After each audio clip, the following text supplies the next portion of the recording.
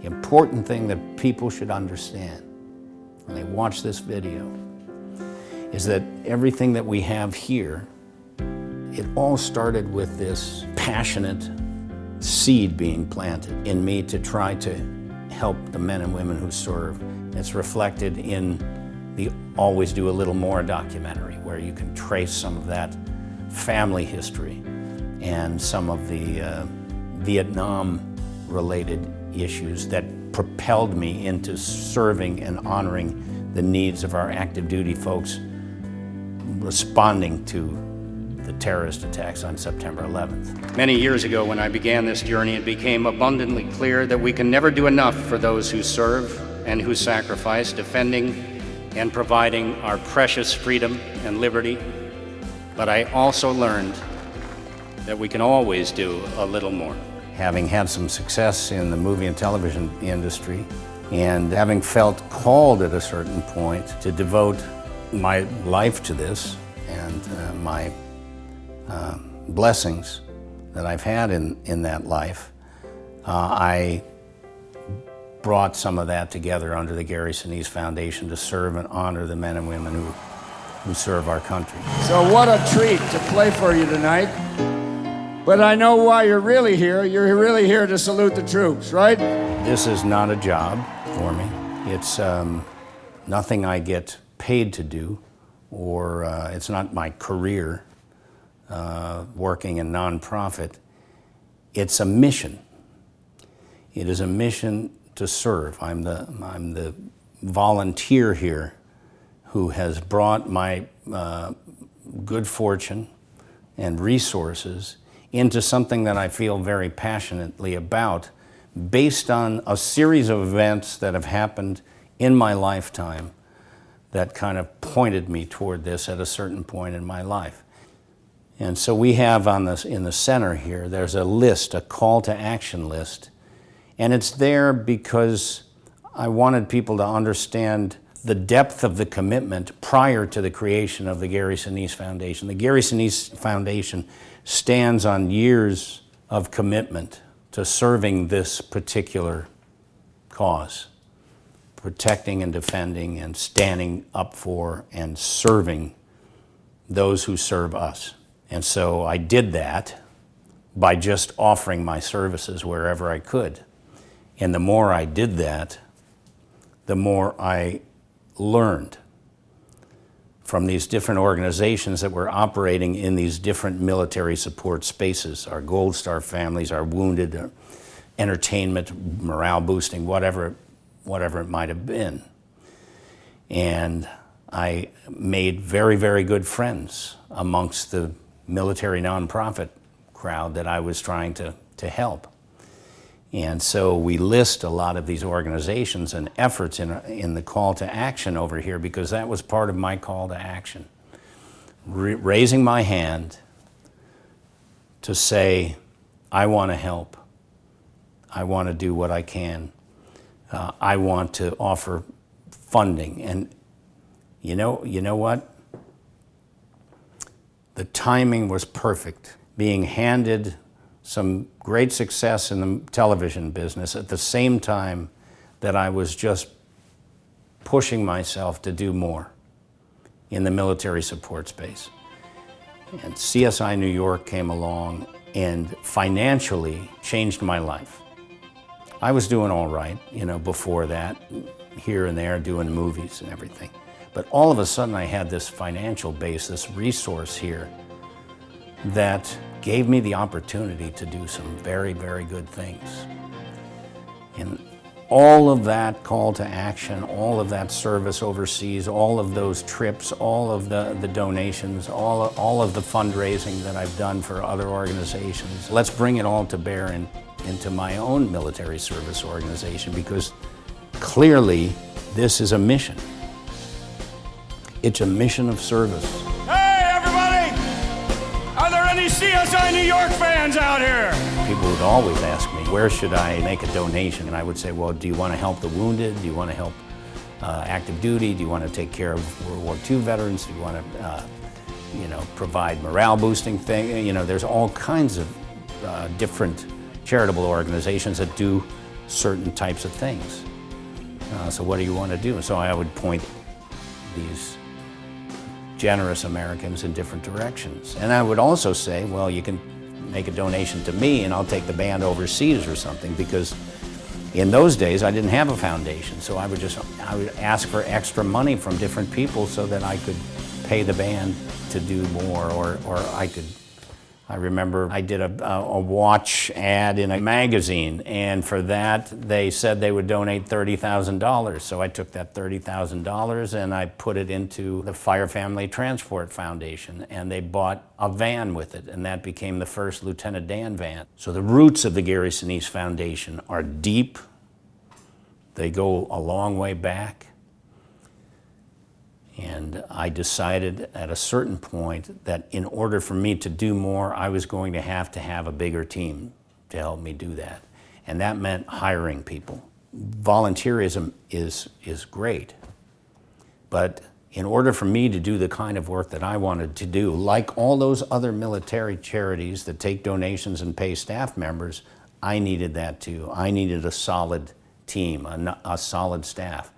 In order to get that, we have to employ people. And the first employee was Judy Otter. It was late 2009, and his schedule was very busy. He was filming CSI New York at the time, doing close to 50 concerts a year with Lieutenant Dan Band all over the country and over the world, around the world. And he always very dedicated to veterans and military causes, but really felt that he thought, well, you know, I really either need to slow down or enlist the help of the American people to do more. As I got to know Judy and understand her business background, it became kind of this perfect alignment right there. I had been in business for many years, worked on Wall Street, did a lot of startups within businesses, and at that point he decided that it was time to move forward with the foundation. We kind of set the legal system up for the Gary Sinise Foundation in 2010, so I now had a 501c3 nonprofit. But then in early 2011,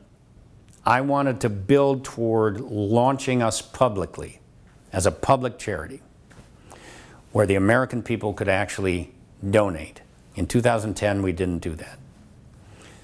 So we set our sights on the end of June 2011 for launching the Gary Sinise Foundation.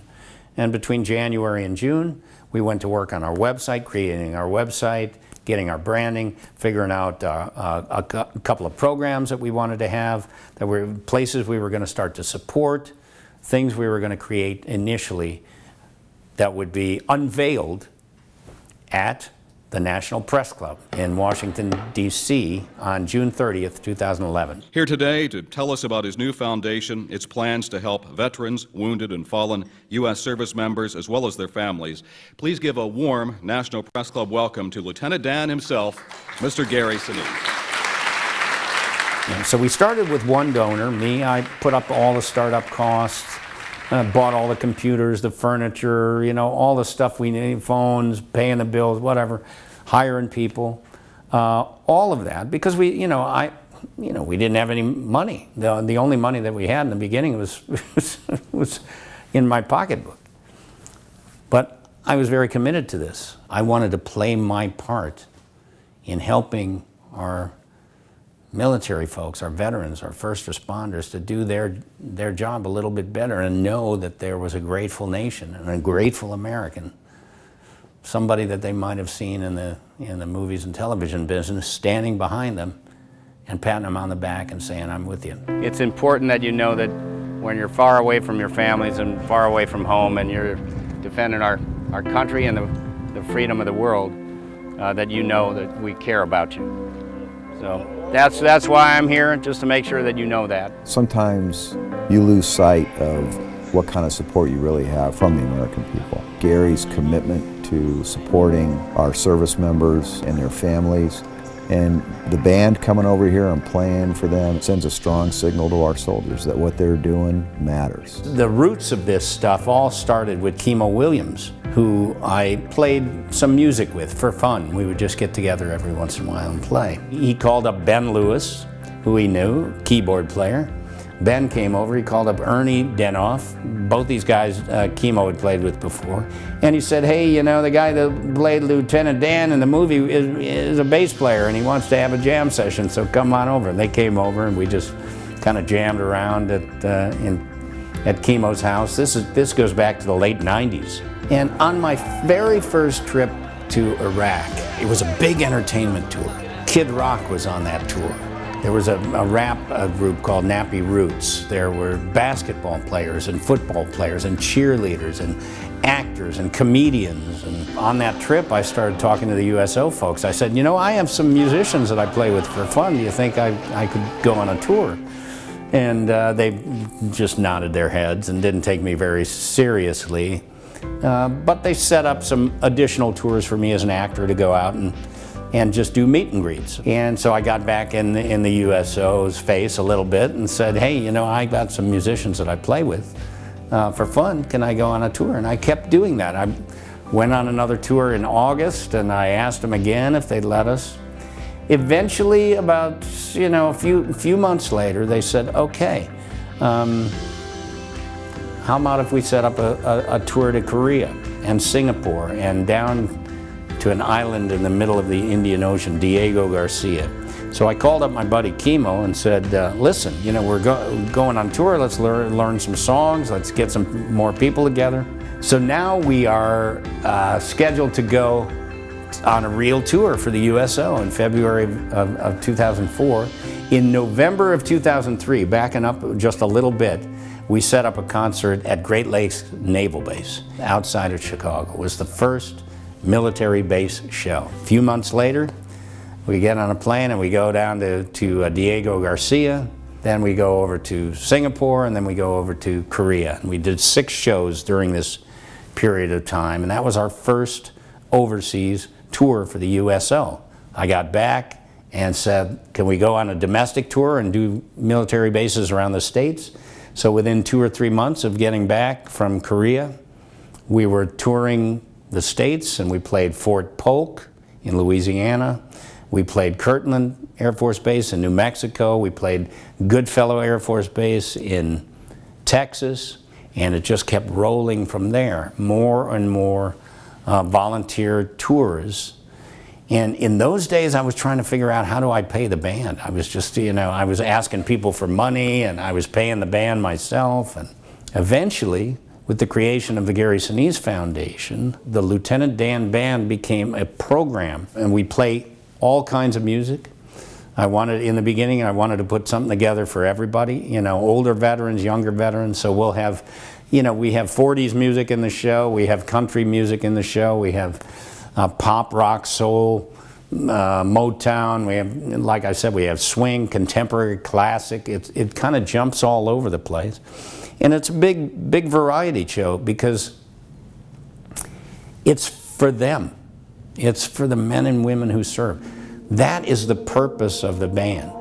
I didn't form the band to go play for money. I formed the band to go play for the troops. The reward and the payment for it is feeling like we're doing some good. Feeling like what I'm spending my time on is that they know that it's happening. Because I want them to feel supported. I want them to feel appreciated. I want that. That's what our Serving Heroes program is all about. Well, Bertie told me you'll be serving today. That's why I'm here. To serve some heroes. After I started my foundation, we made this program. I walked into a USO at Los Angeles Airport, and they had a couple days a month where they would have a lot of folks coming through.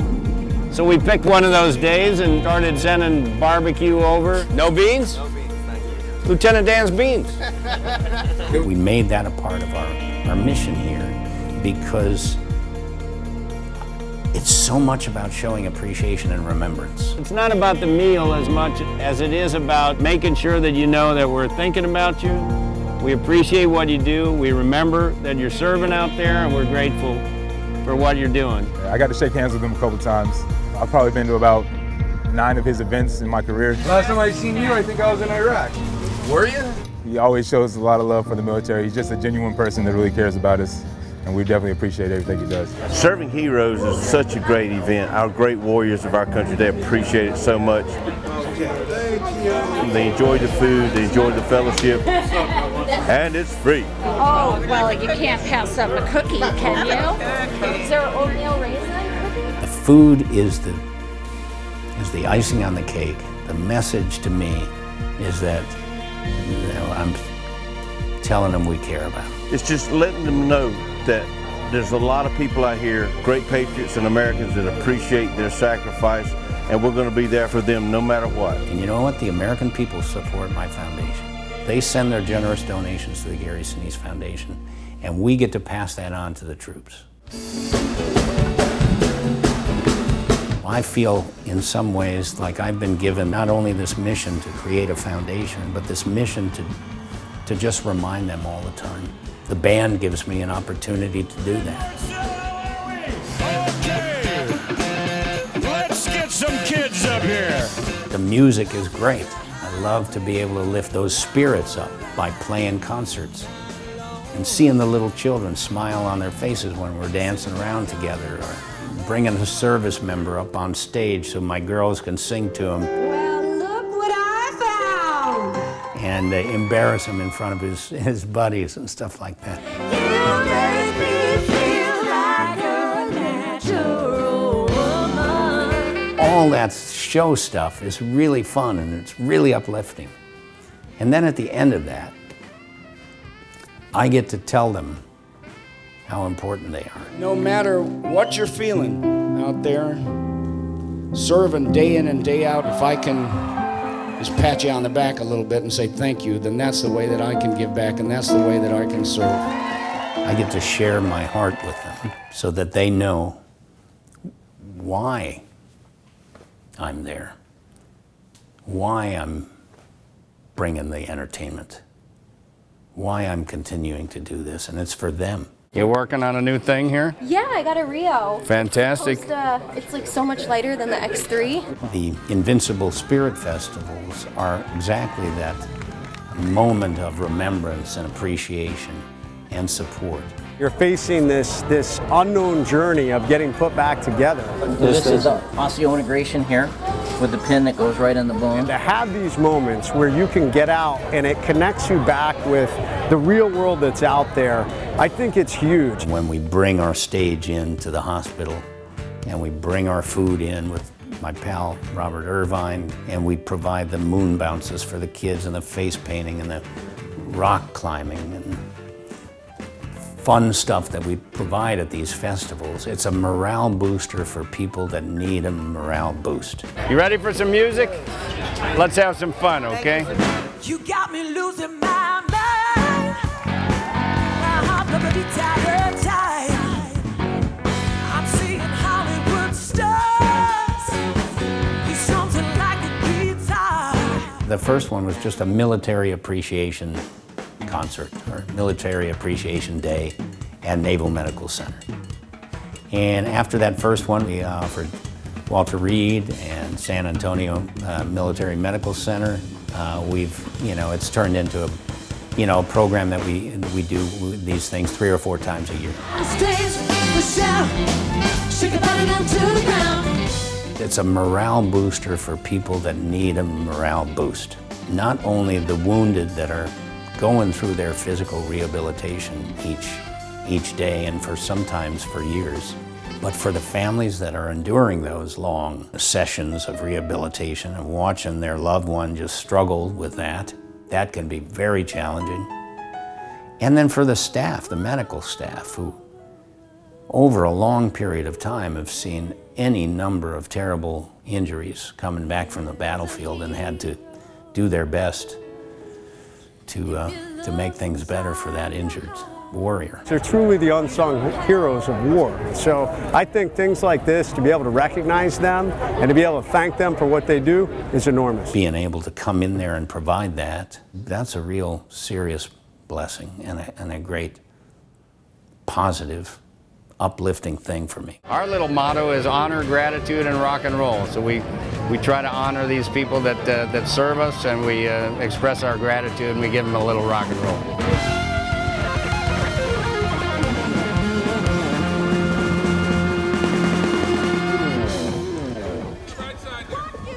You must be my FNGs. Morning, sir. Oh, get your hands down. Do not salute me. There are goddamn snipers all around this area who'd love to grease an officer. I'm Lieutenant Dan Taylor. Welcome to Fort Platoon. Playing Lieutenant Dan in Forrest Gump led me to an association with the DAV, Disabled American Veterans Organization, because they invited me to their national convention to present me with an award for playing a wounded veteran in what they thought was a positive way, which was a key component in my engaging with our wounded service members. All right! Thank you. If I had a nickel for every time somebody's called me that this week, I could retire and just do USO shows. Those things kind of set the table for what happened after September 11th when we started deploying our troops to Iraq and Afghanistan. They started getting killed and they started getting hurt. I felt this calling to get out there and support these people who were responding to this devastating terrorist attack on our country. I'll never forget watching people jump out of those buildings to escape the fire and fall to their death. I'll never forget seeing those planes crashing into those buildings. I'll never forget seeing the firefighters, crawling around in the rubble looking for their loved ones and their buddies. I'll never forget so many of those images that are just remain in my mind. And I'll never forget those who raised their hand and decided to fight for their country and to try to go after those bad guys and to try to defend the country from that ever happening again. And so we deployed into Afghanistan and Iraq, and I just started raising my hand where I could. And I remember one of the things that I did was start to visit the hospitals. The first hospital I visited was Landstuhl Medical Center, where our troops are flown from Afghanistan and Iraq to Germany first. They're stabilized and they're put on airplanes and they're flown back to the States. And I started meeting our new generation of wounded in the first war of the 21st century. And I wanted to do everything I could to support them, to help them, so that they would not fall into the shadows, withdraw from society the way our Vietnam veterans did, because the Vietnam veteran felt that the country did not appreciate them or had turned its back on them or actually blamed them. And I just could not stand the thought of that happening to this young generation deploying in response to that terrorist attack. So I started going out there, doing everything I could to support them. Welcome to Baghdad.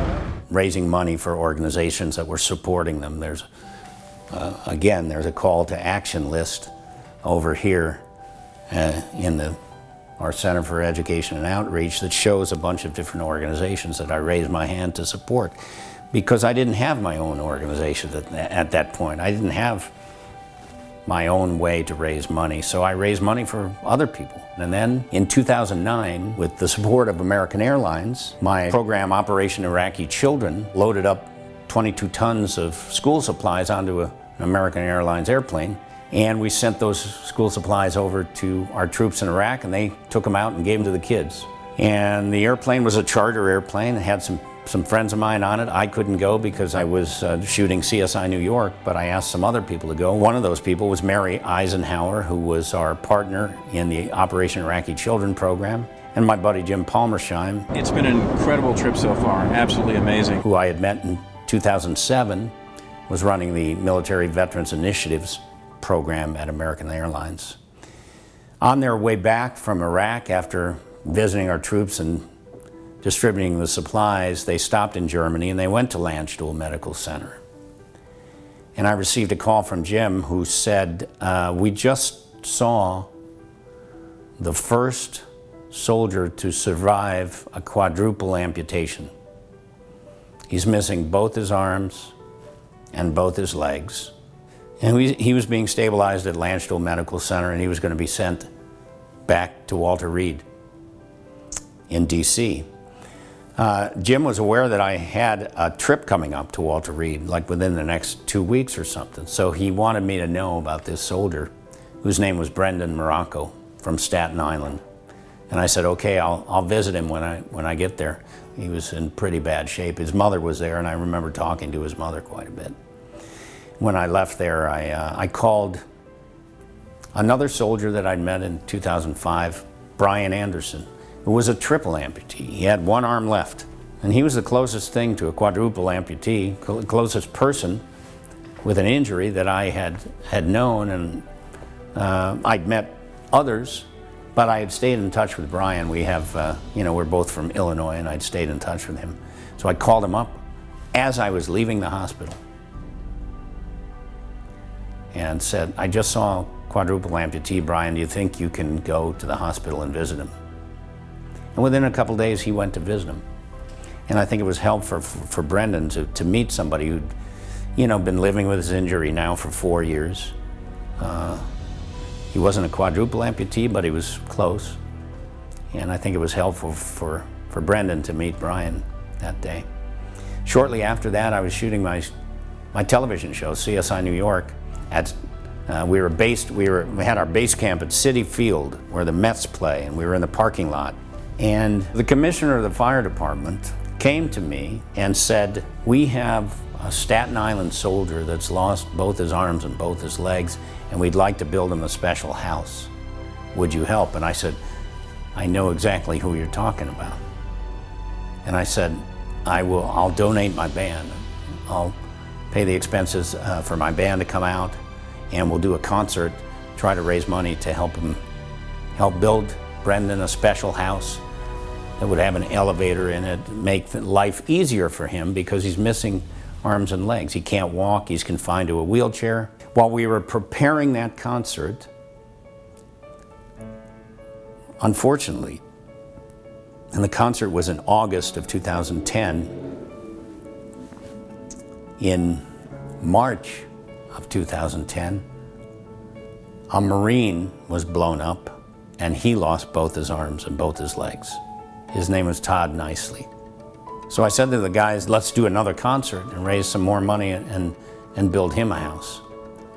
And a couple of months later, a third warrior, another Marine, John Peck, was blown up and he lost both his arms and both his legs. So the battlefield techniques medically were really saving lives, but now we had guys with no arms and no legs to take care of. So we made a commitment to help all three of those guys. And that's how I got into home building, by addressing the needs of the first surviving quadruple amputees. And then we made a commitment to raise money for triple amputees and very, very badly wounded guys who needed help, traumatic brain injury, severe burns. And when I started the Gary Sinise Foundation in 2011, we wanted to make home building part of the organization. In 2012, we launched our RISE program, Restoring Independence, Supporting Empowerment, so that we could address the needs of our wounded who have had their independence taken away because they're missing parts of their body. Their brain isn't functioning right. They're badly burned and they have special needs because of it. Whatever those injuries were that had deprived them of their independence and forced their families to take better care of them, which made them lose their independence because now they're caregiving for somebody who can't take care of themselves, we started to provide these specially adapted smart technology homes. We eventually hired a team of builders who are professional guys that do this for a living. We brought them on, requiring us, obviously, to raise a lot more money to not only pay for our staff, who make sure the job gets done properly, but also to build the houses. And as time has gone on, more and more in-kind sponsors have wanted to join our team, lending their support by providing materials, equipment, whatever's needed to get those homes built, so that now the funds that we raise, we can stretch that cash a lot farther because we don't have to pay for certain things like roofing or plumbing or flooring or whatever, because it's being provided by organizations that also care about taking care of our wounded and providing these things. Our government is not going to build, thousands of homes for badly wounded service members. They're going to provide some grants and they're going to provide some benefits, but at a certain point, the American people can step in and take some responsibility for taking care of our wounded and not assume that the government is going to do everything for everybody all the time. We have a responsibility. We're the beneficiaries of the men and women who get blown up in service to our country. We're the beneficiaries of the freedom that they fight to protect. We have a whole new generation, because of 9/11, of real-life Lieutenant Dans out there. So we're handing over a Gary Sinise Foundation home to this family who really needs it. We can all share in the blessing that we are able to look upon this work with pride and with the knowledge that it is a gift to give back to veterans like Luis Avila for what these brave heroes have done for all of us. And our desire to empower people with more independence is not only by providing homes that have smart technology in them that make things easy for them and their families, but also we provide vehicles. We want to empower that warrior to go out, be able to drive himself around, be able to do things for themselves. We refurbish homes.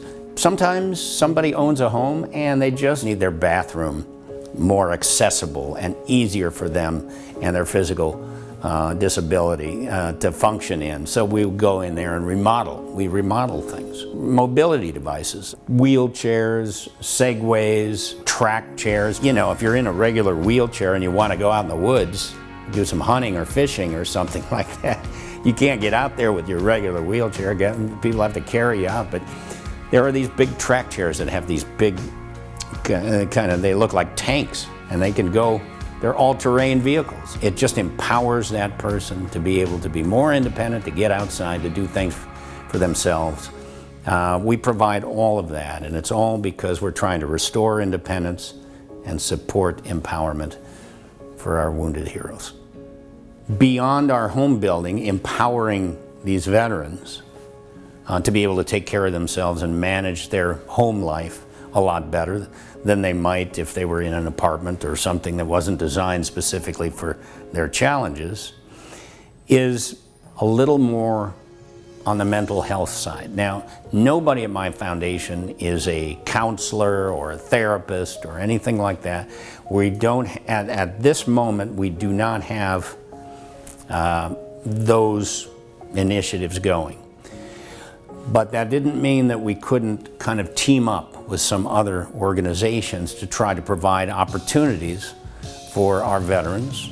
And so I had this idea, having been involved with the DAV for a long time, Disabled American Veterans, and knowing many Vietnam veterans, I had this idea of trying to find ways to pair up our older veterans, maybe from the Vietnam generation, the Korea, with our Afghanistan and Iraq warriors who are struggling.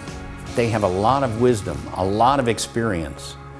Let's put a guy who's been dealing with his injuries and dealing with,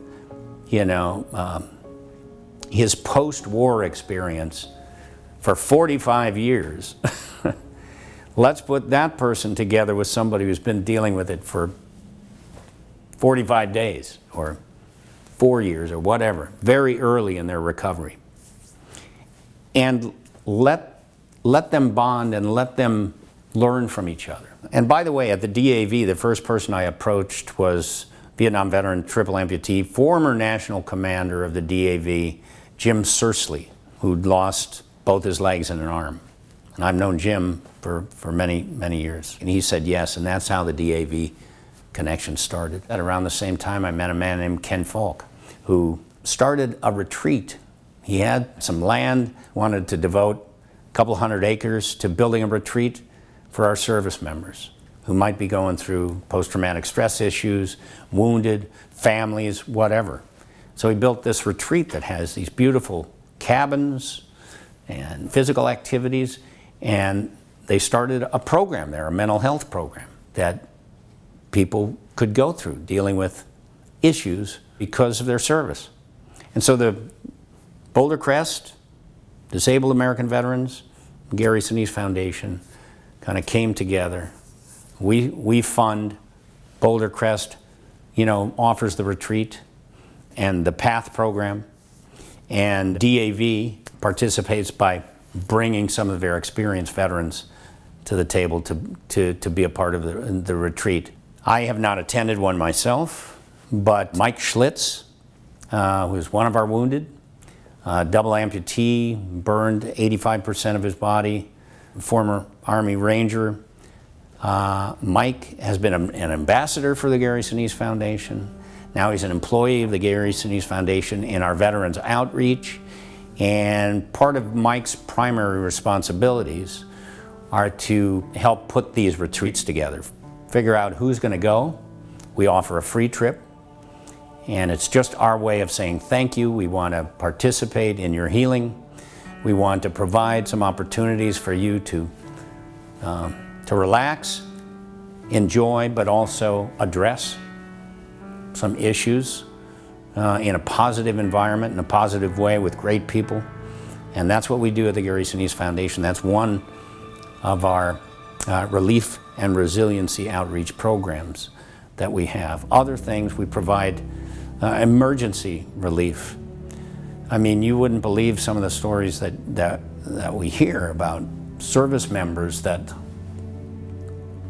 are killed or take their own lives, and the families that are left behind and how they have to cope.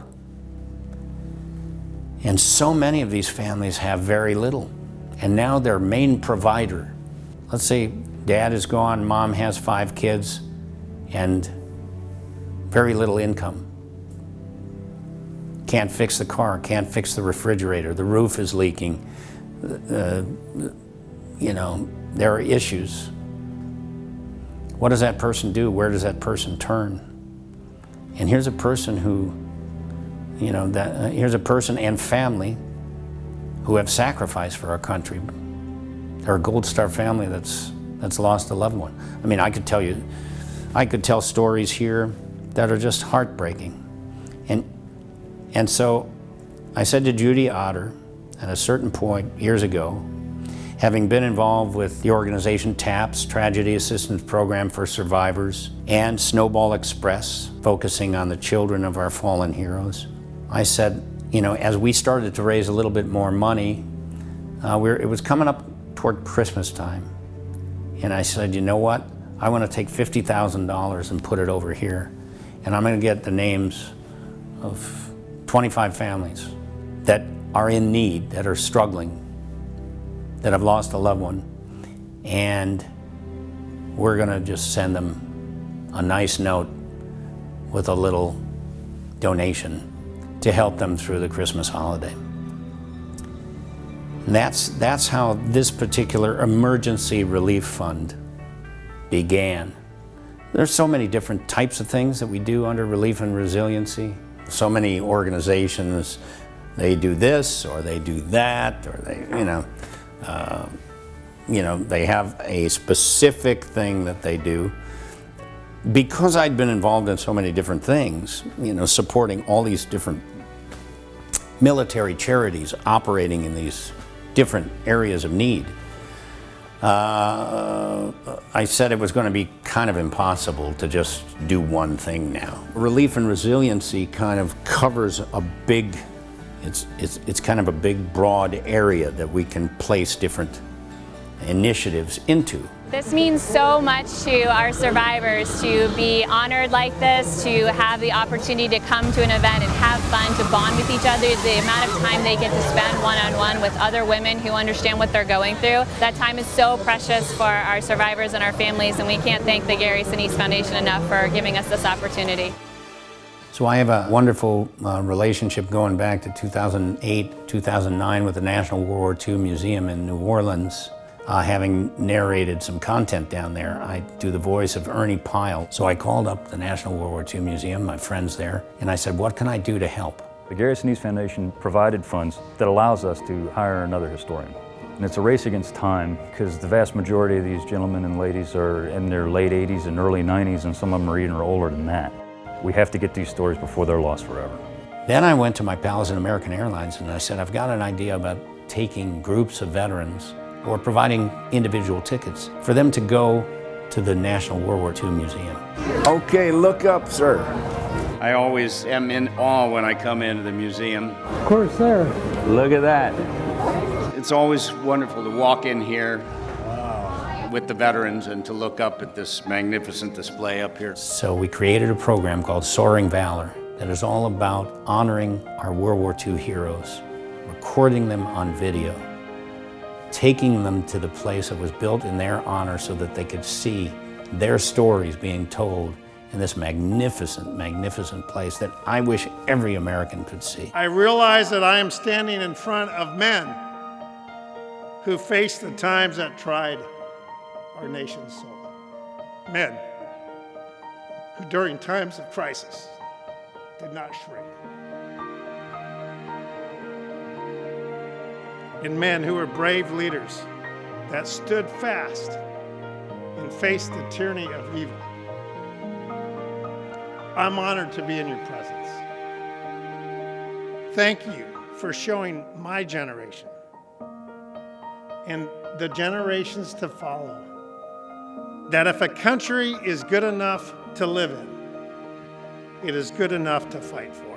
And at one point, I thought the next step for Soaring Valor would be to pair up high school students with veterans and take them down there. I've never been to the World War II Museum. I've never met a veteran, especially someone from the greatest generation. The more of these young students that have the opportunity to learn firsthand from these magnificent World War II heroes, their stories and what they did all those years ago, so that they have a better understanding of why it's important to support our military veterans and those who serve and protect us. I don't think I'll ever stop talking about this trip. So years ago, when I was doing the play Tracers, which was focused on Vietnam veterans back in the early to mid-'80s at Steppenwolf Theater, during the run of the play, we would invite veterans to come for free. So we made Tuesday night of every week that we performed the show, Vets Night. And the word started to spread in the veteran community that there was this Vietnam play being performed at Steppenwolf Theater where veterans could go for free. And then after each one of those performances, there would be a discussion. The veterans could get to talk about their experiences with the audience sticking around to hear what they had to say, the cast on stage. And it became this very healing thing, especially for our Vietnam veterans, because that was the story that was being told. Every Tuesday night, free performances for veterans. And after that, we made this program at Steppenwolf where we would bring veterans in for every one of our plays for the final dress rehearsal of the play, which is everybody's in costume, makeup, full lights, full sound. And we would call the local VAs, the local USOs, and say, okay, here's your date, bus them in. We've got 200 seats. This is great for the veterans. It helps our morale. It's a great event. I'm ecstatic. I can't wait to get downstairs. And then after the Gary Sinise Foundation was started, I wanted to support Vets Night at Steppenwolf. So we became one of the sponsors.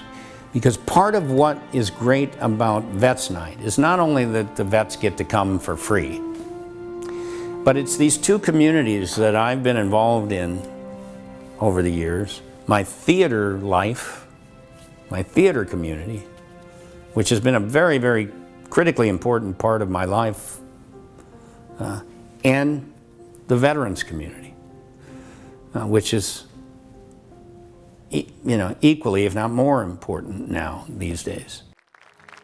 And over the years, that's evolved. Vets Night has become a very important thing to every one of the casts that go on stage at Steppenwolf, because it's the first audience that sees the play. Usually it's a very appreciative audience. They're happy to be there. They're happy to get a free meal and a free show. And they're feeling supported. They're feeling like, hey, they're putting on a show for us, you know, because we're veterans. So I wanted to support that. So we created arts and entertainment outreach. We've done them at the Geffen Playhouse. We just did one at Catholic University of America where they brought in veterans and we fed them. I hope to expand the program and continue to expand the program. But the important thing about arts and entertainment outreach is that it's another opportunity for our fellow citizens in the theater community to say, hey, thank you, veterans. We want to do something special for you. We want to give something back to you. We want to treat you to a meal and to a free show because of what you've done for our country. What brings you over here? The troops. Awesome. On my first trip to Iraq, I remember sitting down on a C-130 aircraft that was going up from Kuwait City up into Baghdad. And I sat down next to an older gentleman. He was older than me. And he had a button that he was wearing on his shirt. And it was a button, there was a firefighter and a police officer on the button. And I said, who's that? Tell me about the button. And he said, those are my two sons. They were both killed on September 11th. He was wearing this button. Took off the button and he gave me the button. And pulled a FDNY hat out of his bag and he gave me this hat, FDNY hat. And his name was John Vigiano, who had served in the Marine Corps, but was also a decorated, highly decorated veteran of the fire department of New York. And I got to know John, and he started to tell me of all the personal stuff, all the personal stories, losing his sons, being down in the rubble for 3 weeks, 4 weeks, digging around trying to find his sons in the rubble. And he made a gigantic, gigantic impression on me. I wanted to know the firefighter community in New York. They had lost 343 firefighters, many police officers, EMTs, FBI, even a dog. 416 first responders killed when the towers came down. And I wanted to help. John said, have you ever been to a firehouse? And I said, well, when I was 5 years old, I think I went, for a field trip or something like that. Because have you ever had a meal at a firehouse? I said, of course not. He said, well, would you like to come? And I said, absolutely. So he invited me to come to the firehouse in Brooklyn.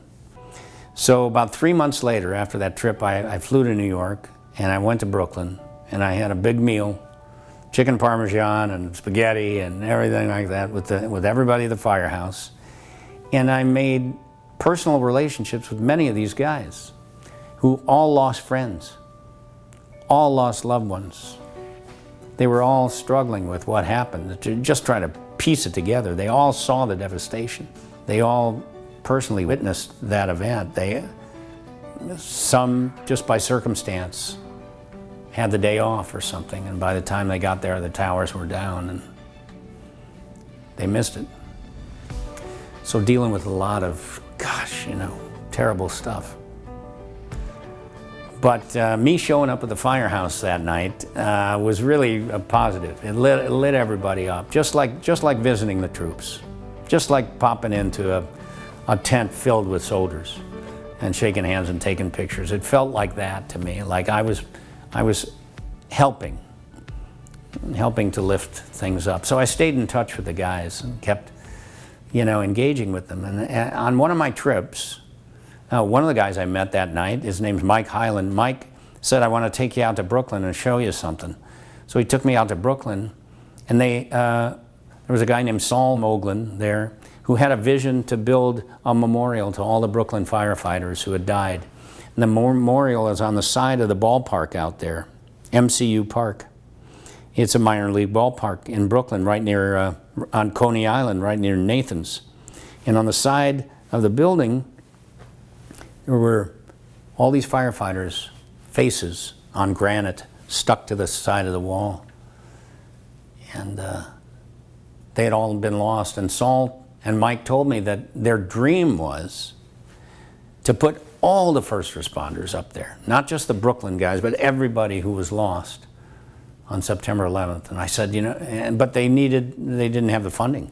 So I offered to donate my band for a concert to try to raise the money. You guys sell the tickets, I'll bring the band, I'll pay for the band, we'll find a place to do it. So they made it work so I could bring the band over to Brooklyn College. And prior to getting there, I had made a donation to the Fire Family Transport Foundation, which is, it's a foundation that supports, they have a kind of a fleet of vehicles that they lend out to different firefighters or their families if they need to get somewhere. Let's say they're dealing with a cancer issue or something and got to get to the hospital.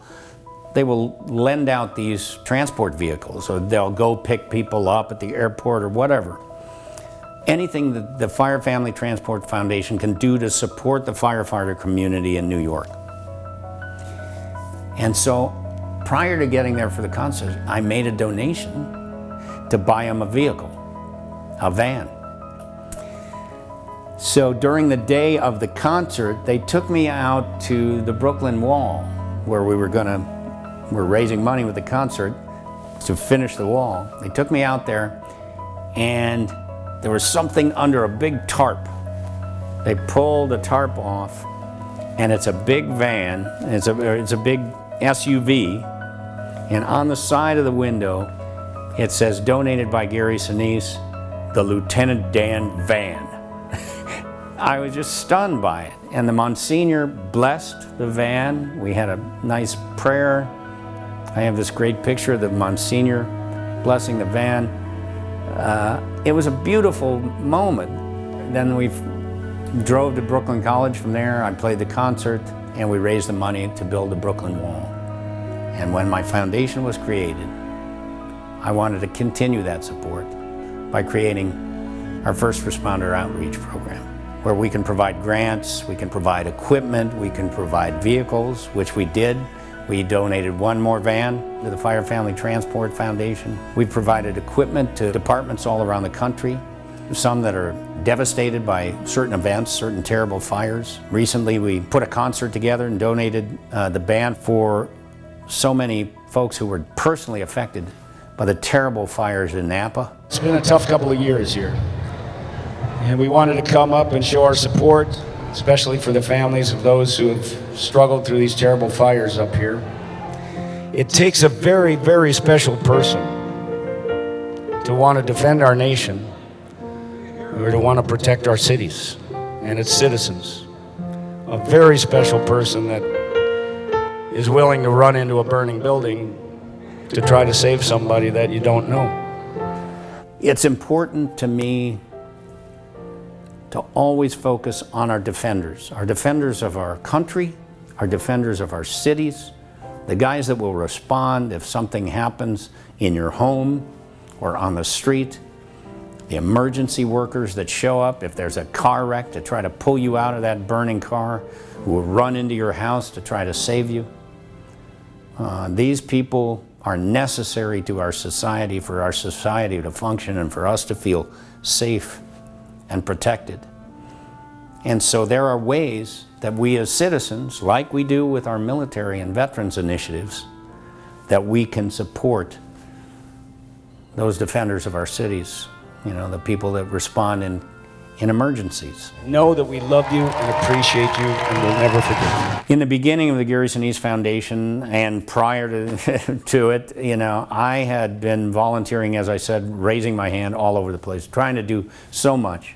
Created the foundation to help me do more. I always do more. But I'm only one guy. You know, there's only so many places I can be at once, or, you know, things I can do personally. And as the foundation grew, you know, our needs grew because we had opportunities that we needed to take advantage of. We're raising money now. We're trying to spread our message so that people are aware that we exist and what we're doing, the good work that we're doing. And it can't always be reliant on me to send that message or to be there with my boots on the ground. So I started asking different friends of mine if they would come on to be a part of my foundation as kind of an ambassador, somebody who will go out and support us in different ways, talk about what the foundation does, represent me and the foundation at different events. I've had at least 5 of you ask me, well, why isn't Gary here tonight?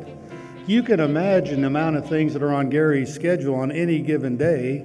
And if we at the Gary Sinise Foundation only schedule things that Gary could attend, we'd only be doing about 1/10 of what we accomplished. And we created the Ambassador Council. It started with my buddy Tom Dreesen, comedian, and I asked another, then another, then another.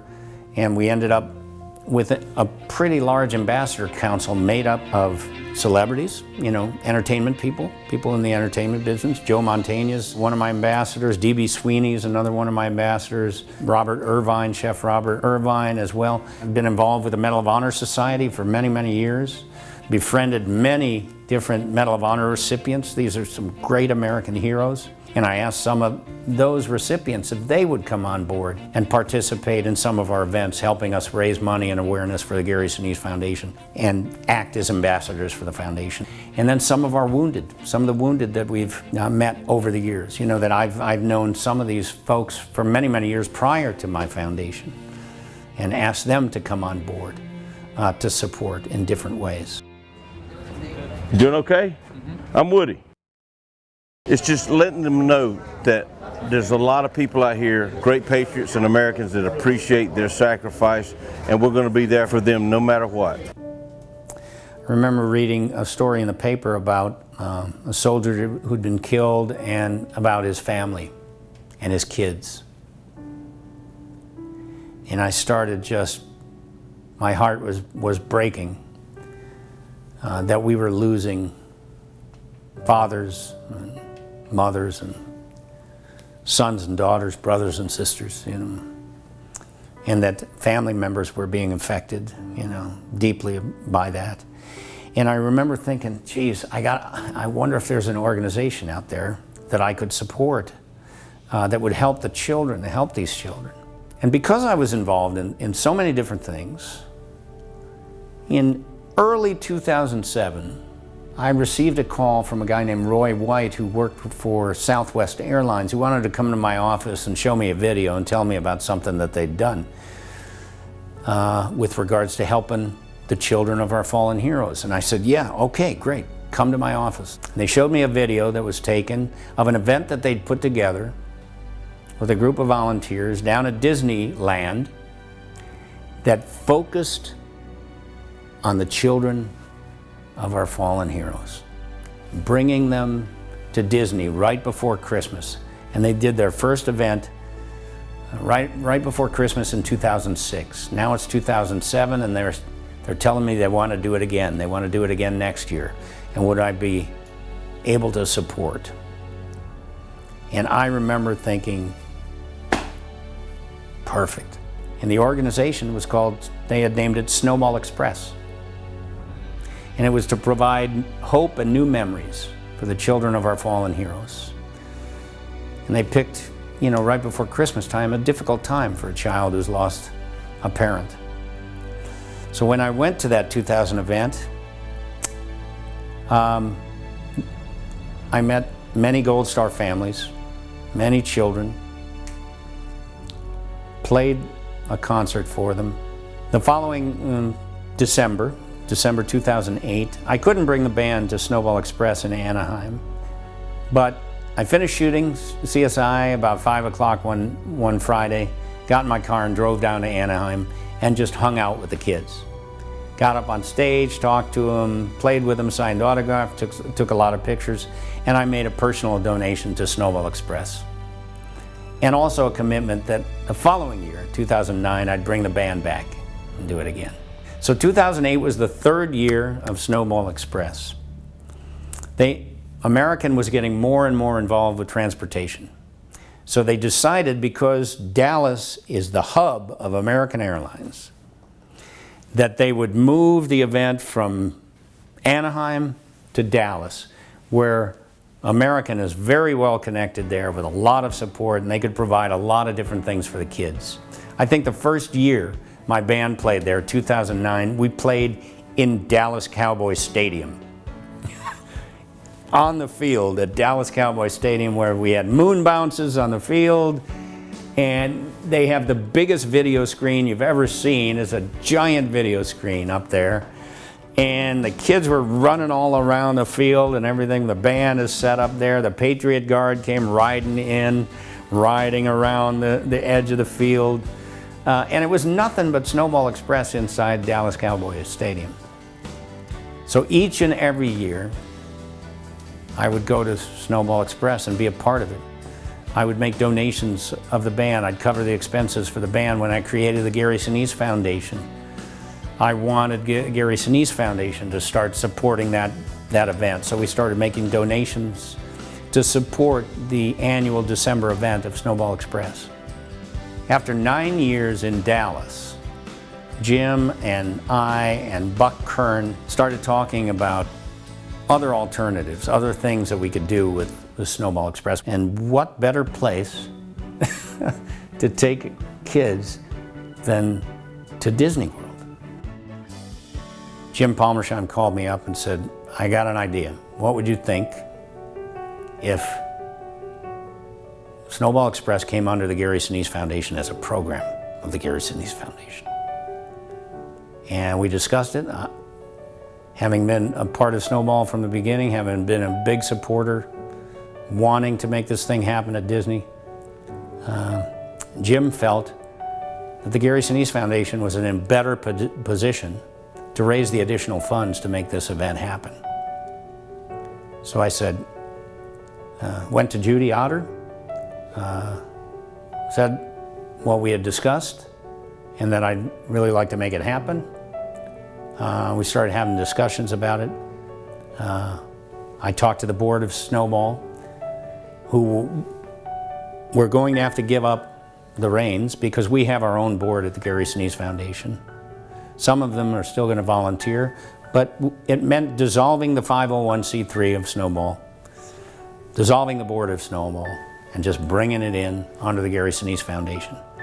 We hired 2 people that were employed by Snowball Express, Buck Kern to be a program director, and Amber Johnson to be our director of operations for Snowball Express. So they focus. Their job is to focus on Snowball Express specifically, raising the money and bringing all the elements together to make the event happen.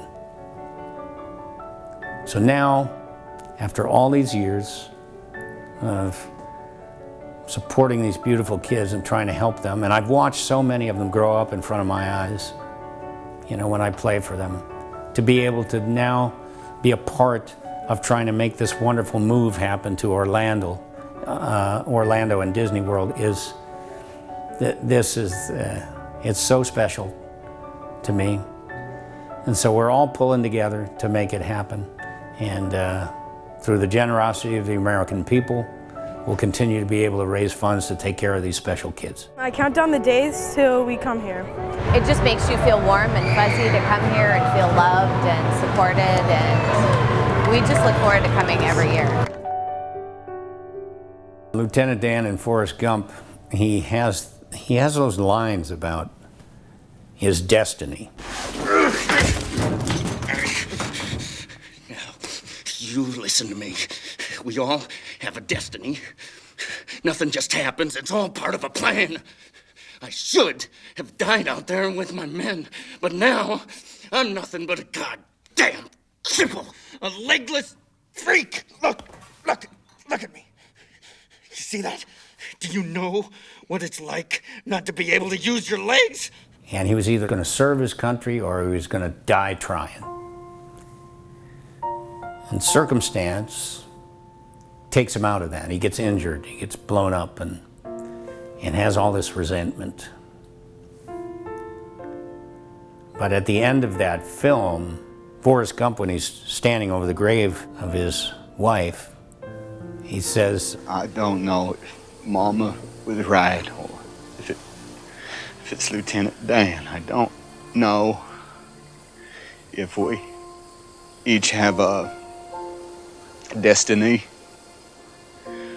or if we're all just floating around accidental like on a breeze. But I think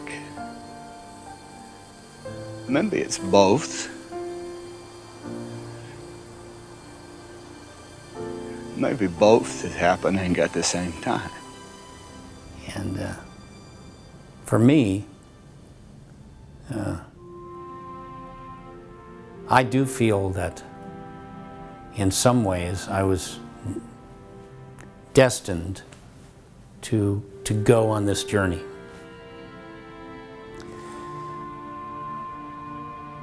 That everything in my life over the years, all the difficult things, all the challenges, all the positive things, all the beauty, you know, meeting my wife Moira, our beautiful kids, building a theater with my friends that manifested itself into an actual career where I could actually make a living doing something that I love.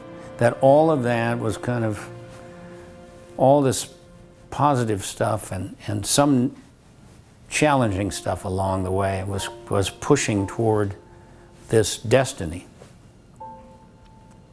in some ways to be a person of service.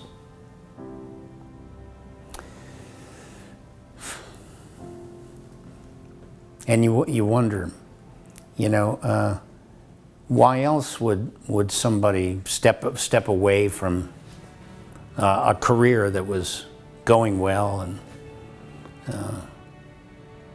to devote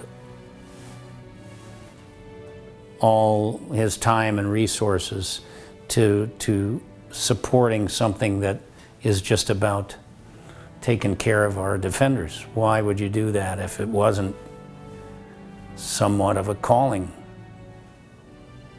It's a mission. The Gary Sinise Foundation and my work in support of our defenders and everything is a mission.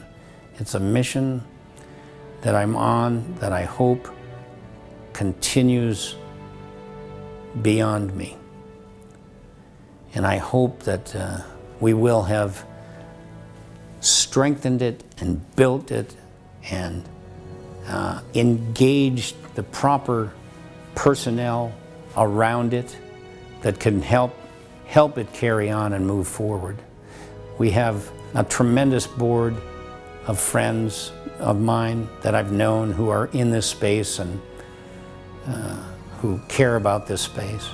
I've got a tremendous team, a staff, and you know, beyond me, beyond Judy, beyond everyone, if you can create something that is so meaningful that other people will want to help it move forward and carry on, and have the ability to do that and the passion to do it and the understanding of where it came from that will help them carry it on, then that's what I'm trying to do. What I'm trying to do here is I want people to see this and understand where this came from. You know, I don't need attention for being a guy who has a foundation. The only attention I want is attention that will help keep it strong and will help the people that we're trying to help. And I know that as a public figure, I can help draw that attention to it. But most of all, I want to have invested my time and money into something that means something for years to come. You always hope that the time and energy invested will lay a foundation that will be strong enough that new generations of passionate military supporters can come together, stand on that foundation, stand on that history, stand on that passionate mission, that passionate calling, and carry it on. That's what I want. Right now, I plan to do this as long as I'm breathing and as long as I can. And I want other people to understand that it was very personal to me. Where it came from, the years of serving the needs of other organizations and trying to help our military, and then manifesting that into the creation of this foundation. All of that means something very, very special. So, the folks who are working for the Gary Sinise Foundation, the folks who are carrying on that mission, the folks who are facilitating that mission of service that starts here, inside here, go forward with passion and appreciation for the people that we're serving here at the Gary Sinise Foundation, for they are the providers of our freedom. Don't take it for granted. Always try to pat them on the back. Do your best. Carry on.